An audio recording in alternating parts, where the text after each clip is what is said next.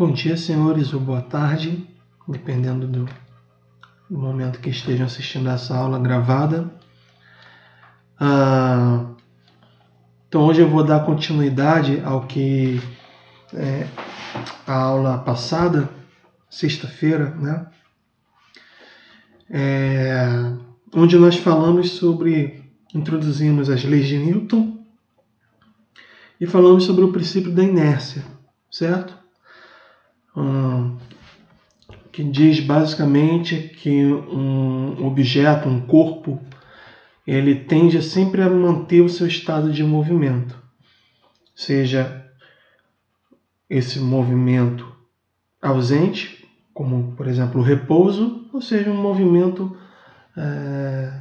retilíneo uniforme. Ele sempre mantém ou o repouso ou o movimento retilíneo uniforme, a não ser que uma força resultante, ou seja, o resultado de um conjunto de forças que passe a atuar sobre aquele corpo. E aí, se esse resultado desse conjunto de forças for diferente de zero, for não nulo, né? Por exemplo, se eu tenho uma força aqui e outra igual no sentido oposto, eu tenho duas forças atuando, porém o resultado delas é nulo. Porém, se uma das forças supera a outra, então o resultado passa a ser não nulo. E se ocorrer esse resultado não nulo sobre um corpo, então o estado de movimento desse corpo passa a variar. Ok? Basicamente é isso que a primeira lei de Newton diz. Então, nós mostramos um vídeo, né, na última aula.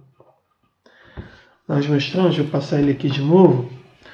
Um vídeo que mostra exatamente quão difícil e qual é a relação entre essa mudança do estado de movimento e a força necessária para que ela ocorra. Notem que nesse caso,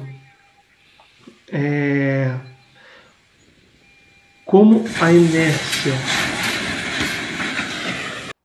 inércia desses corpos era muito alta, então também, concomitantemente, era necessário, nesse caso, uma força muito intensa, muito alta, para tirar uma das duas embarcações do seu estado de movimento.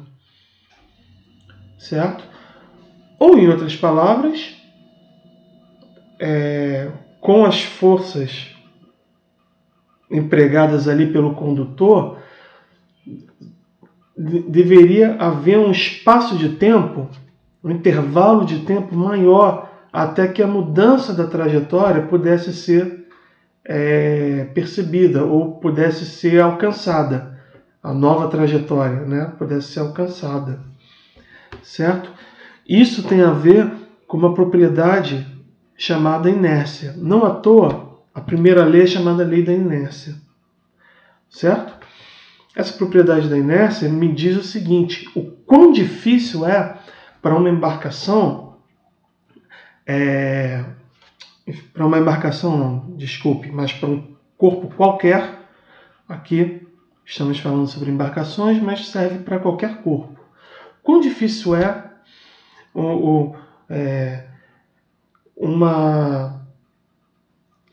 que a trajetória dela seja alterada. Certo? Quanto maior essa propriedade chamada inércia, mais difícil é você tirar o objeto da sua trajetória. Ok? Então, um exemplo disso pode ser visto aqui. O que vocês acham mais fácil? Empurrar uma moto, tem uma moto lá parada, você pega no guidão e empurra. Fácil, né? Ou seja, você está alterando a trajetória, está alterando o movimento. Ela estava parada e você altera o movimento dela com relativa facilidade. Agora, se você empregar a mesma força, né, o mesmo impulsionamento, der o mesmo impulsionamento, a mesma impulsão que você deu para a moto, para um trator, por exemplo, você não vai fazer nem cosquinha. O trator vai ficar lá paradão na dele. Então essa propriedade que me diz o quão difícil é você alterar o estado de movimento de um objeto qualquer é a inércia. E a medida, a grandeza que mede, que dá uma medida quantitativa da inércia é a massa inercial. Então a massa inercial é a medida quantitativa da inércia de um objeto, de um corpo. Certo? Cuja unidade é quilograma. Vocês devem falar sempre assim: a massa é tanto, a massa é tanto. No entanto, a gente vai, espero que ao longo dos cursos de física que vocês vão fazer, física 1, 2 e 3, vocês ao final do curso vocês consigam ter uma visão um pouco mais sofisticada desses conceitos. O que é massa, no conceito usual que nós utilizamos, o que é a massa inercial, o que é a massa gravitacional, que nós vamos falar também, e o que é o peso. Cada um é um conceito, certo? Em geral, nós utilizamos a massa. Para a massa, nós confundimos sempre a massa com a massa inercial com o conceito de peso. Só que a gente precisa definir cada uma delas, tá bom? Vimos também que a primeira lei, ela define referenciais, né? O que eu chamo de referencial, que é, obviamente, como eu havia dito, para você observar uma velocidade ou uma posição, você precisa de um referencial, de uma referência que diga o seguinte: este objeto está a tantos metros de uma determinada referência. Ou se ele está se movendo, esse objeto está com uma velocidade de tantos metros por segundo, ou quilômetros por hora, ou milhas náuticas, né? Desculpa, ou nós, mas sempre em relação a uma referência. Se essa referência passa a se mover, imagina que essa referência aqui esteja se movendo com a mesma velocidade que o objeto. Então, para esse referencial, esse objeto está em repouso. Certo? Agora, se esse referencial está parado, esse objeto em relação a esse referencial está em movimento.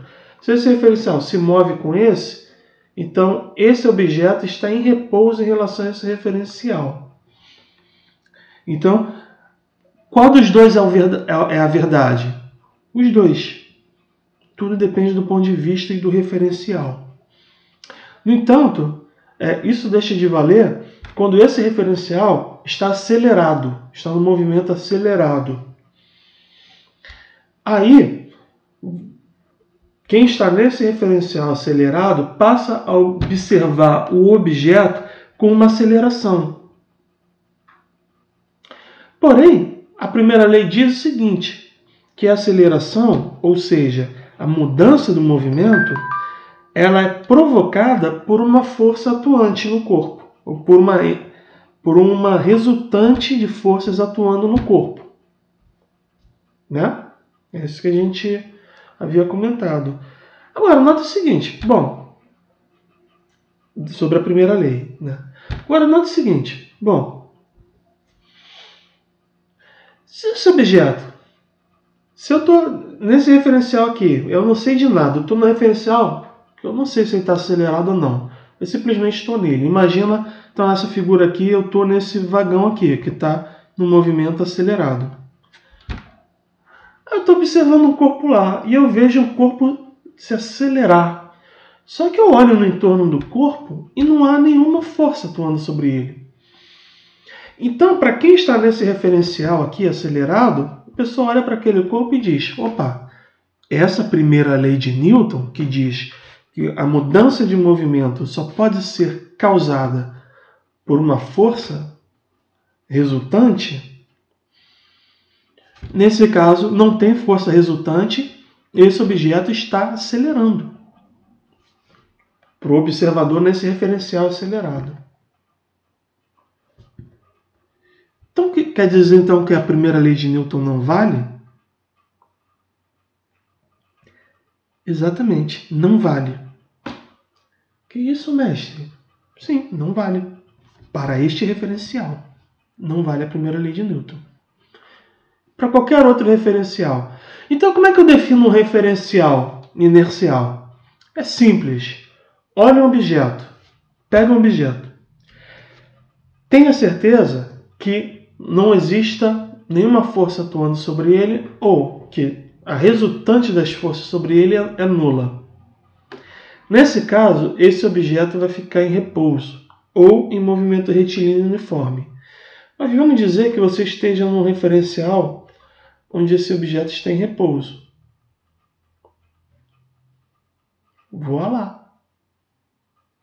É isso aí. Então, se você observou, bom, esse objeto está em repouso, eu estou no referencial aqui que eu não sei. Esse objeto está em repouso, não existem forças atuando sobre ele. Primeira lei de Newton está valendo. Portanto, eu tenho a certeza de que o referencial que eu estou observando esse objeto é inercial. Bom, então agora vamos falar sobre a segunda e terceira leis de Newton, certo? Ok, a segunda lei de Newton, ela diz assim, a mudança de movimento é proporcional à força, estou lendo a parte em português, né? Tem ali em cima o original em latim. A mudança de movimento ela é proporcional à força motora impressa ou imprimida e é produzida na direção da linha reta na qual aquela força é aplicada. Essa é a tradução, vamos dizer assim, a tradução literal do que foi escrito originalmente. Mas o que isso quer dizer para nós? Então vamos lá, vamos esmiuçar.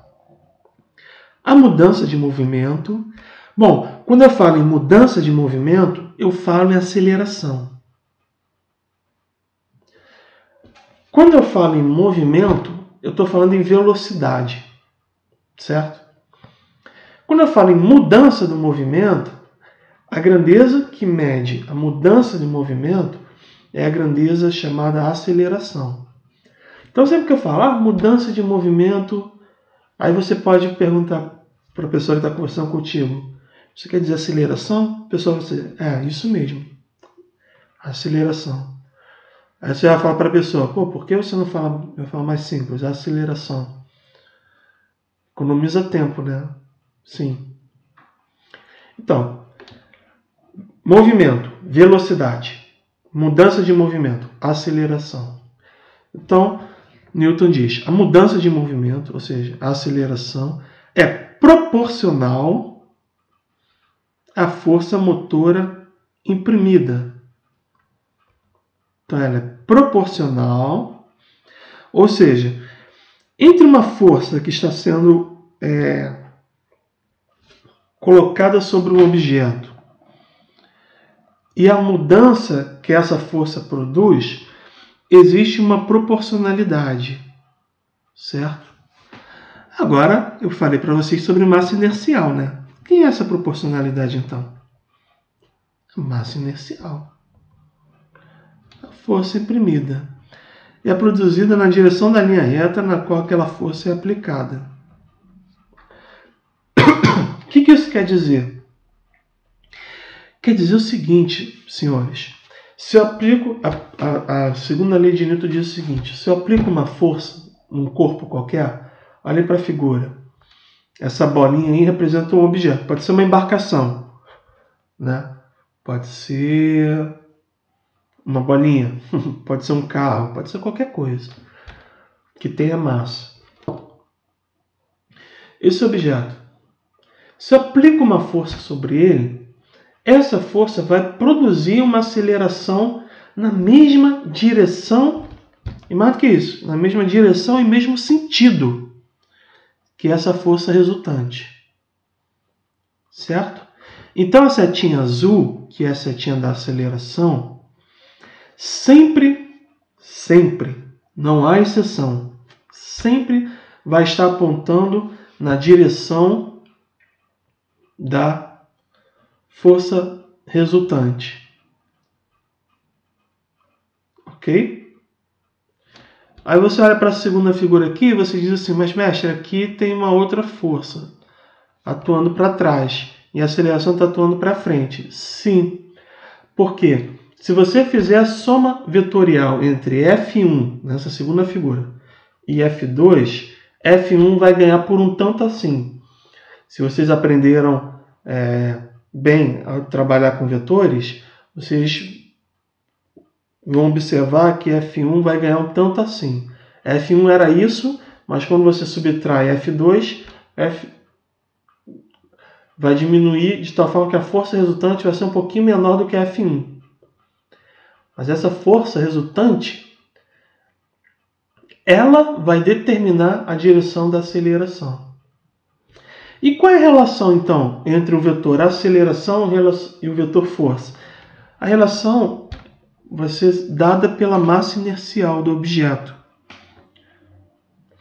O que isso quer dizer? Quanto maior a massa, imagina que eu aplico uma força desse tamanho, mas a massa é grande, então a aceleração vai ser pequena. Certo? Pensem naquele vídeo da embarcação.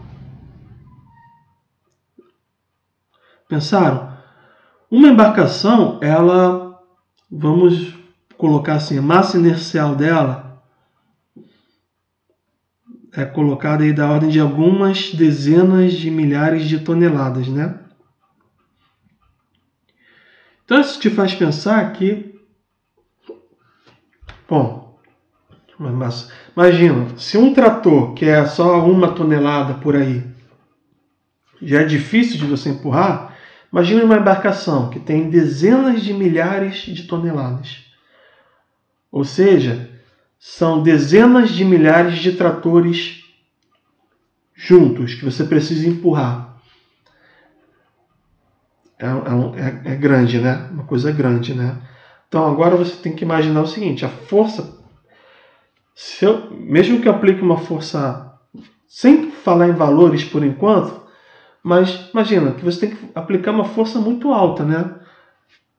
Para você verificar um vetorzinho azul desses, que como eu acabei de falar com vocês, quanto maior a massa, menor o vetorzinho azul para uma dada força. Então agora já fica, espero que tenha ficado claro para vocês, por que não é fácil você mudar a trajetória de uma embarcação. Não é fácil. Certo?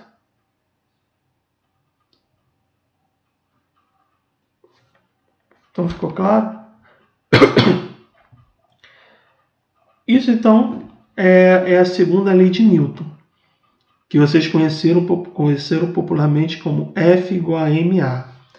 Então nota o seguinte, olha para essa terceira figura. A força é uma grandeza vetorial.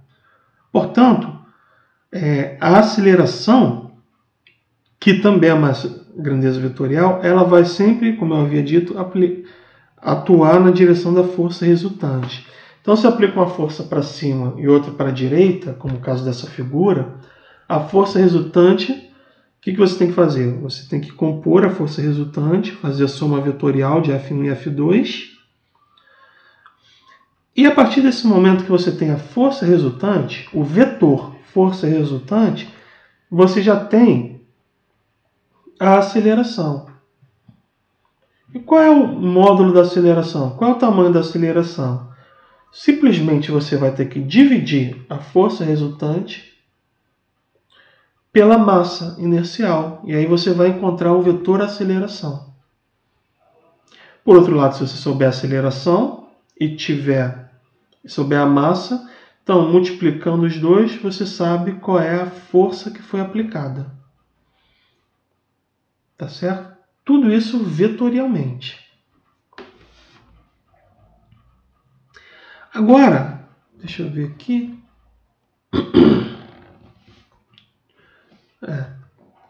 Agora, é importante eu não passar por esse assunto que vocês, a essa altura, vocês, F igual a MA. Só que eu tenho certeza que a maioria dos alunos não sabem com a profundidade que deveriam o sentido disso. O que significa essa lei da natureza? Vocês simplesmente acham, muitos acham, saem do ensino médio achando que F igual a MA, F igual a MA. Então, se F é igual a 10, M igual a 2, então A igual a 5. Sim. Mas a segunda lei, vou abrir um parênteses aqui, mas a segunda lei, ela não é uma fórmula para força. Repito, a segunda lei não é uma fórmula para força. Quem é essa fórmula para força? Depende. Depende. Qual é a força? Então, ó, F igual a MA. Eu sei que F atuando vai produzir uma mudança de movimento, M vezes A. Agora, quem é F? F pode ser uma força elétrica. Nesse caso, F vai ser K, Q1, Q2 sobre R ao quadrado, onde R é a distância entre as cargas. Então, você tem F, MA. Quem é F aqui? Gravitacional. Nós vamos ver em gravitação. Então vai ser Gzão, M1, M2 sobre R ao quadrado, onde R é a distância entre os corpos. Força magnética. Beleza. Então F vai ser QV vetor B. Entendem o que eu estou falando? O que eu estou dizendo é o seguinte, que M vezes A não é a fórmula para F. O que a segunda lei diz é o seguinte, seja quem for F aqui do lado esquerdo, o que ela produzir vai provocar na massa M, no corpo de massa M, vamos colocar nesse caso aqui da figura essa bolinha, uma aceleração A, seja quem for esse F.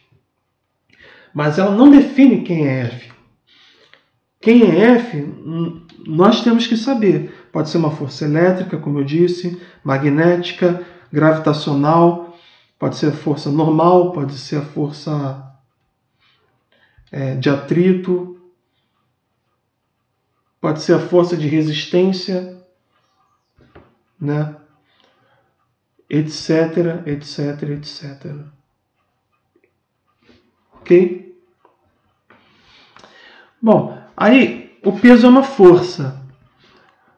Por que esse slide é necessário? Para a gente desfazer um erro conceitual que é muito presente. Muita gente diz, peso é uma força. Desculpa. Quanto você pesa? Eu peso 80 quilos. Não, você não pesa 80 quilos. Não. A sua massa inercial é 80 quilos. A sua massa inercial é 80 quilos. Ok?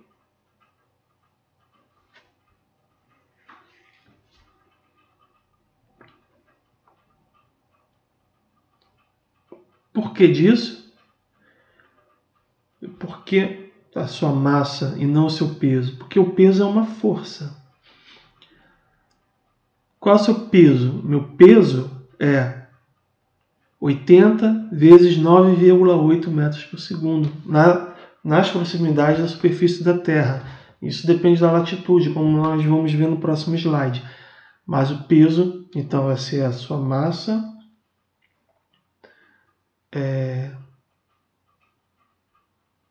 vezes a gravidade. Certo? E essa massa ainda tem outra coisa, hein? Olha que interessante. Essa massa, eu havia dito massa inercial, desculpe. Essa massa é massa gravitacional. Mestre, o senhor está complicando mais do que explicando. Sim, é isso mesmo.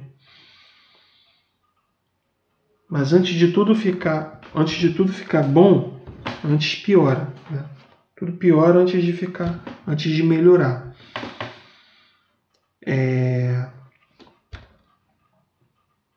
Mas o que eu quero que vocês entendam aqui nesse slide é que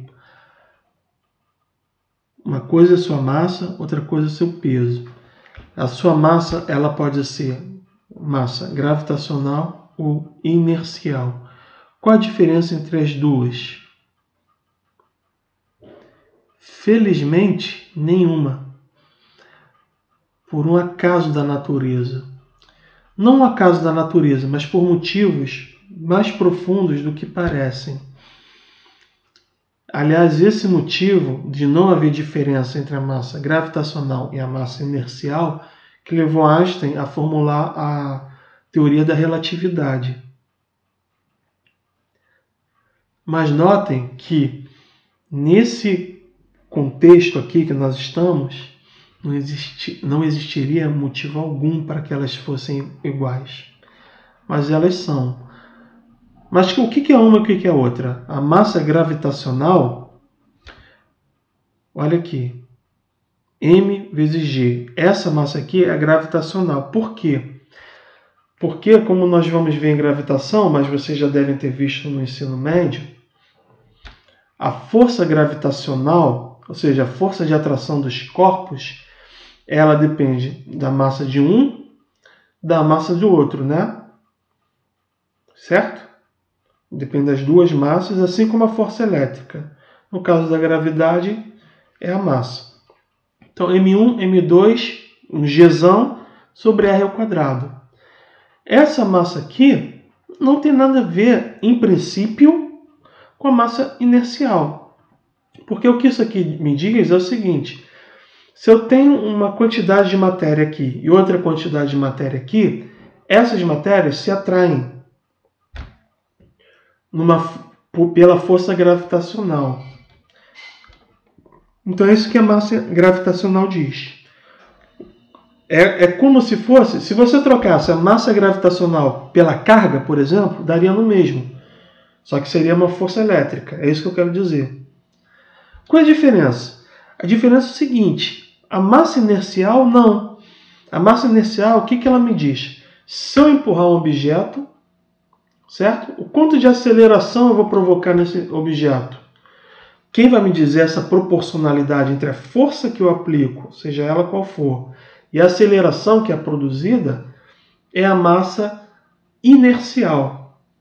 Então, por exemplo, essa massa inercial é aquela que aparece em F igual a ma. Esse M, é a massa inercial.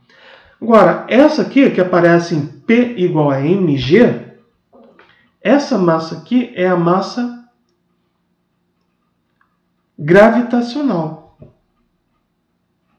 Por quê? Quem é esse G aqui? Esse G é a constante Gzão vezes a massa da Terra, vezes a distância entre esse corpo de massa mzinho, massa gravitacional mzinho, e a distância ao centro da Terra ao quadrado. Agora aqui, ó, um corpo em queda livre, então essa força aqui, mg, é igual a ma. Certo? Você lembra que eu falei que do lado esquerdo é mg, né? Desculpa, do lado esquerdo é F. Quem é F? Nesse caso aqui, F é mg. Então fica assim, mg é igual a ma. Por que igual a ma? Por causa da segunda lei de Newton. E por que aqui é mg? Por causa da lei da gravitação universal. Então, mg é igual a ma. Acontece que em queda livre, m do lado esquerdo, que é a massa gravitacional, é igual a m do lado direito, que é a massa inercial. Portanto, você pode cortar Isso faz com que a aceleração sobre você, que você sofra, seja igual à aceleração da gravidade. É isso, tá bom? Então é por isso que um corpo em queda livre cai com aceleração g. Por causa disso. Porque a massa inercial é igual à massa gravitacional. O bom dessa aula de ser gravada é que vocês podem pausar, podem voltar nessa parte, ouvir de novo a explicação. Se não ficou claro, a gente vai ter outra oportunidade para conversar sobre isso tão cedo vocês me procurem. Vocês podem me procurar, a gente pode conversar sobre isso. Mas o fato é, massa inercial é uma coisa, massa gravitacional é outra. Certo? Esse é um ponto. Outro ponto é, o peso é uma força. Então, você não pode falar, eu peso, como eu já disse, 80 quilos. Não. Seu peso não é 80 quilos. Seu peso é sua massa gravitacional vezes a aceleração da gravidade. Como eu disse, como a sua massa gravitacional é igual à sua massa inercial, então você pode dizer que o seu peso vai ser 80 quilos vezes 9,8, dependendo do lugar onde vocês estejam. Ok?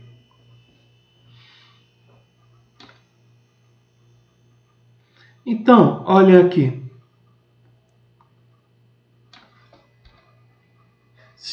Aqui é como se fosse uma balança. Esse aqui é um dinamômetro. É como se fosse uma balança.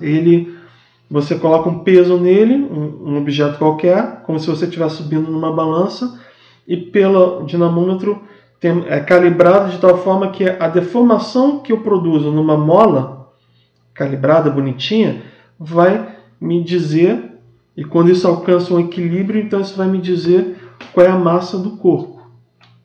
Certo? Então, um corpo de massa de 10 quilos na Terra, essa leitura aqui vai dar 98 newtons. Certo? 98 newtons aproximadamente. Porque é 10 vezes 9,8. Agora, se eu pegar esse mesmo objeto, esse mesmo corpo aqui, esse mesmo saquinho aqui, e for para a superfície da Lua, ele vai ter um peso da ordem de 6 vezes, por aí, menor. Olha aqui. A balança vai apontar 16 newtons. Quer dizer que a massa dele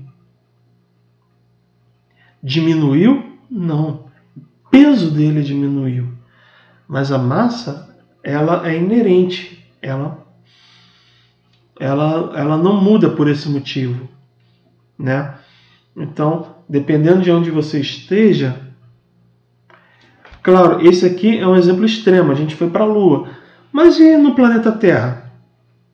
Também. Claro que a diferença vai ser muito menor. Não vai ser essa diferença tão gritante entre um objeto na superfície da Terra e um objeto na superfície da Lua. Aqui a diferença é muito maior. Mas, por exemplo, a gente sabe que a gravidade ela varia ao longo das localidades na Terra. Então, uma embarcação que você, enfim, de alguma forma você atribui um peso a ela de tantos newtons, certo? Ela vai ter a mesma massa inercial, mas você atribuiu um peso de tantos newtons. Esse peso ele vai variando ao longo das localidades onde esse corpo vai estar, Isso por quê? Porque a gravidade ela varia, dependendo da latitude onde você esteja, a gravidade ela varia. Então o peso, que vai ser a massa vezes a gravidade, ele vai mudar também. Por exemplo, em latitude 0, que é a linha do Equador, você vai ter a menor gravidade possível. Ao passo que nos polos geográficos, né, de latitude 90 graus, você vai ter a maior gravidade possível. Certo? Isso aqui eu vou explicar em Física 3, o porquê disso. Tá? Mas aqui, para o escopo dessa aula, é importante vocês saberem só exatamente isso, a diferença entre o peso e a massa. Finalmente, para a gente encerrar, então, nós temos a terceira lei, que é a lei da ação e da reação. O que a terceira lei diz, em português, de novo? A toda ação há sempre uma reação oposta e de igual intensidade. As ações mútuas de dois corpos, um sobre o outro, são sempre iguais e dirigidas em sentidos opostos. Várias considerações para a gente que nós devemos fazer sobre essa frase, né? Sobre essa lei. Mas vamos lá. O que é importante? Vamos ressaltar aqui então o que é de importante nesse enunciado. Primeiro que toda ação, em outras palavras, toda força que eu causo sempre vai ter uma reação. Puxa, mestre. Que engraçado. Eu vi no ensino médio, fazendo lá o diagrama dos corpos livres, né? Eu via que sempre sobrava uma força. Por exemplo, botava uma caixa, né, um bloco numa rodana, tinha um peso para cá, mas não tinha reação do peso. Será que não tinha? Será que não tinha? Se a terceira lei de Newton diz, a primeira coisa importante que ela diz é que há toda. Ela não diz há algumas, há muitas. Não, ela diz há toda ação. Ela não diz há algumas ações. Não. Há toda ação sempre, não diz quase sempre, de vez em quando, sempre existe uma reação. A toda ação sempre existe uma reação. Significa que cada força que você, cada uma das forças que você identificar num objeto, sempre, sem exceção, vai ter uma reação. E qual é a característica dessa reação? Essa reação é oposta. Ou seja, ela é um vetor que tem a mesma direção e sentido mesmo módulo e direção, mas sentido oposto à ação. E como eu disse, tem igual intensidade, certo? As ações mútuas de dois corpos, um sobre o outro, são sempre iguais e dirigidas em sentidos opostos. Isso aqui é importante vocês entenderem. Porque entendendo isso, você vai entender a terceira lei de Newton. A terceira lei de Newton, ela diz o seguinte, que as interações, as forças, elas são sempre entre dois corpos. Sempre. Nunca vai existir uma força que é produzida por um corpo só. Vou te dar um exemplo. Minha mão segurando esse celular. Nunca você vai ter simplesmente, tem uma força sobre esse celular. Por exemplo, que a minha mão está levantando, puxando, enfim, interagindo com esse celular. Agora, se a minha mão está segurando o celular, está produzindo uma força sobre o celular, com certeza o celular também está fazendo uma força sobre a minha mão. Certo? Então, corta aqui minha mão, E olha para minha mão, mão celular. Se a minha mão está segurando o celular, está produzindo uma interação, uma força no celular, com certeza o celular está produzindo uma força na minha mão. Igual e oposta. Certo? Beleza? Agora isso vale para tudo. Se você identificou alguém causando uma força, aqui eu estou dando exemplo do contato. Alguém causando uma força, o outro alguém sobre o qual esse aqui está causando uma força vai reagir, produzindo uma força nesse outro corpo. Tá, mestre, mas vamos lá. E se esses corpos não estão em contato? Também. Nós não falamos, existem as forças de contato e as de campo. Se tiver uma força elétrica, isso aqui é uma carga, isso aqui é outra carga. Isso aqui é uma carga, isso aqui é outra carga. Se essa carga produz uma força nessa, empurrando para lá, essa aqui vai produzir uma força nessa, empurrando para lá. Igual, não importa a relação entre as cargas. A força vai ser igual em termos de intensidade e oposta em termos de sentido. Sempre, sempre. Não há exceção. Então, por exemplo, quando você empurra um carro, aí você fala assim, quem já sabe um pouquinho mais de física, fala assim, mestre, ó, estamos empurrando o carro, e aí o carro começou a se movimentar. Se o carro começou a se movimentar, significa que a resultante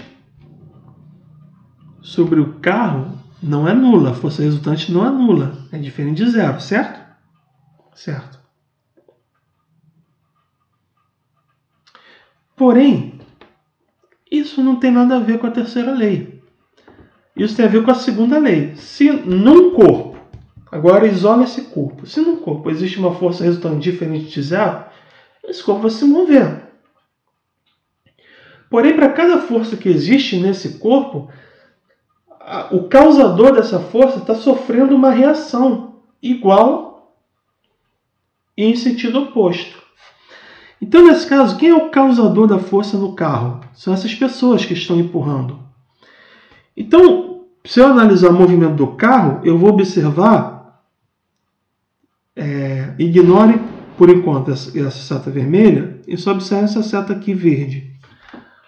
Nesse carro, então, eu vou observar essa força resultante aqui, que vai empurrar o carro. Você, pô, beleza. Tem a força resultante sobre o carro. E até aí tudo bem, porque a segunda lei de Newton diz que a força resultante sobre um corpo, quem é esse corpo? É o carro. Por outro lado, o que a terceira lei de Newton diz? Que para toda força tem uma reação no outro corpo. Para toda força no corpo tem uma reação no outro corpo. Então, se as pessoas estão atuando sobre o carro, que começou a se mover sem problema, o carro reagiu empurrando as outras pessoas para trás com essa força vermelha, de igual intensidade, porém em sentido oposto. Então, essa é a força aqui que o carro, como as pessoas produziram uma força no carro, então o carro vai reagir produzindo uma reação sobre as pessoas.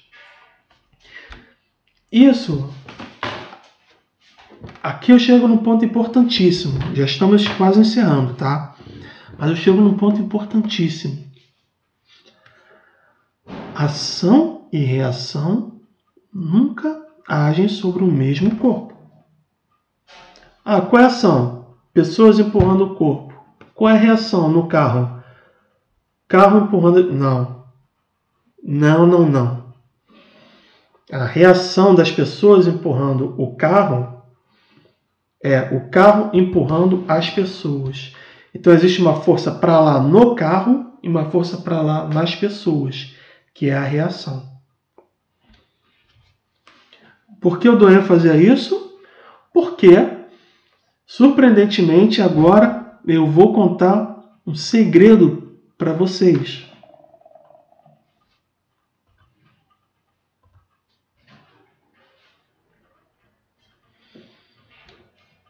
Olha para uma maçã sobre a mesa.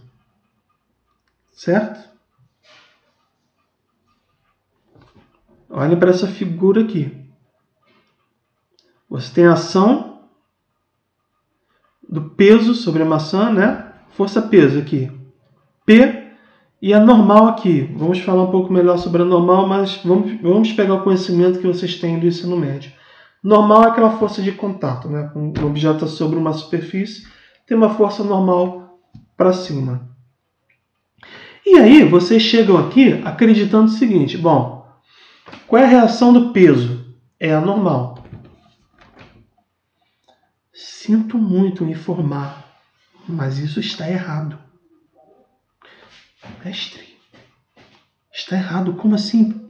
Normal não é a reação do peso? Não, não é. Não é. Então olhem para cá, as coisas como elas são. Por isso que vocês chamam P, N. Vamos chamar as coisas do que elas realmente são. Depois a gente volta para o P e para o N. Qual é essa força aqui que está empurrando a maçã para baixo? Que vocês chamam de P. Essa é a força da Terra sobre a maçã. O que a terceira lei de Newton diz? Se um corpo produz uma força sobre o outro, então o outro corpo reage no um. Correto? Beleza? Logo, se a Terra faz uma força sobre a maçã, então a maçã vai fazer uma força sobre a Terra. Aí está a reação. Mestre, tá, e essa força normal aí, essa força para cima da mesa sobre a maçã? Ora, se a mesa está fazendo uma força sobre a maçã, então a maçã está fazendo uma força sobre a mesa. Aí está a reação da normal. Tá, mestre, aí eu quero saber o seguinte: o que vai acontecer com a maçã? Não tem problema. Aí o que você faz? Você olha quais são as forças que estão atuando sobre a maçã. Você tem a força da mesa sobre a maçã e da terra sobre a maçã. Certo? Então essas são as forças que estão atuando sobre a maçã. Agora, com esse entendimento, você pode dizer peso e normal. São as forças que estão atuando sobre a maçã. E a reação delas? Reação normal sobre a mesa, reação do peso sobre a terra. Então aqui está, ó, o par, ação, reação. A reação da força da terra sobre a maçã, que a gente chama de peso, é uma força da maçã sobre a terra. Tá, mestre, mas se um objeto está caindo, por que a terra não está subindo? Aí vem o que a gente falou, né? Olha a diferença da massa de um celular, por exemplo, que você observa caindo aqui, da massa da Terra. Se você observar essa diferença, você agora vai associar lá para aquele vídeo que eu mostrei dos navios e vai associar que pelo mesmo motivo que foi aplicada uma força lá, o condutor do navio está lá vendo que o navio vai bater, aplicando uma força absurda para mudar a trajetória, e a trajetória não muda. Por esse mesmo motivo, você não vê a Terra subindo com a mesma aceleração que um corpo está caindo. Apesar da força ser a mesma. Certo? Então, devido ao fato da massa da Terra ser muito maior que a massa da maçã, então você observa a maçã caindo, mas não observa a Terra subindo. Agora, notem uma coisa, que as forças são iguais. as forças são iguais, tá bom? Isso é importante. E a reação aqui na mesa? Isso aqui a gente pode chamar de menos normal, que vai ser a força da maçã sobre a mesa. Então a mesa empurra a maçã para cima, mantendo a maçã em equilíbrio.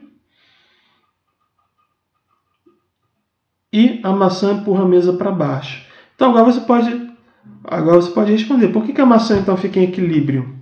Por que a maçã está em equilíbrio? Porque a normal está equilibrando o peso. Logo a força resultante é zero, logo esse objeto vai permanecer em repouso. Ok? Bom, então acho que por hoje é só. Continuamos na próxima aula, quarta-feira. Vocês podem, essa aula vai ficar na plataforma Moodle, também vai ter um link lá para o YouTube. Quem já tiver inscrito no canal já vai receber a notificação, né, do vídeo automaticamente. E na quarta-feira vou lançar mais um vídeo. Agora, se você estiver assistindo esse vídeo, um recurso muito legal que você pode utilizar é você assiste o vídeo, anota as perguntas com o caderno do lado, por exemplo, ou com o notebook, com bloco de notas aberto. Você vai anotando as perguntas, depois você pode colocar essas perguntas no fórum. No fórum lá na plataforma, que eu vou responder em no máximo 24 horas. Tá legal? Eu acho que esse é um bom método. Então por hoje é só. Um abraço e até a próxima.